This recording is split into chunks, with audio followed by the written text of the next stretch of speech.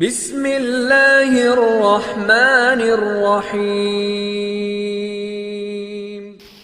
حضرت انس بیان کرتے ہیں رسول اللہ صلی اللہ علیہ وسلم نے ارشاد فرمایا، معراج کی رات میں کچھ ایسے لوگوں کے پاس سے گزرا جن کے ہونٹ آگ کی کینچیوں سے کاٹے جا رہے تھے۔ میں نے کہا جبرائیل یہ کون لوگ ہیں؟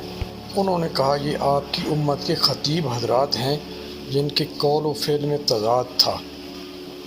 حضرت عبداللہ بن عمر رضی اللہ تعالی عنہما سے روایت ہے کہ رسول اللہ صلی اللہ علیہ وسلم نے ارشاد فرمایا، بے شک اللہ چرب زبان اور مبالغے سے کام لینے والے اس شخص سے دشمنی رکھتا ہے جو زبان کی کمائی کھاتا ہے جیسا کہ گائے زبان سے چارہ کھاتی ہے۔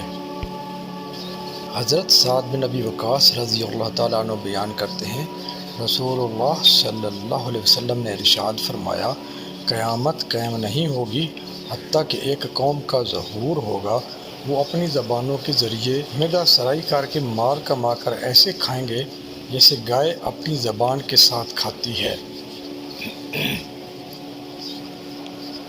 حضرت ابو ہریرہ رضی اللہ تعالیٰ عنہ بیان کرتے ہیں رسول اللہ صلی اللہ علیہ وسلم نے ارشاد فرمایا، جو شخص کلام صرف اس لیے سیکھتا ہے تاکہ وہ اس کے ذریعے مردوں یا لوگوں کے دلوں پر قابو پا سکے تو روز قیامت اللہ اس کی طرف سے کوئی نفل اور فرض عبادت قبول نہیں کرے گا۔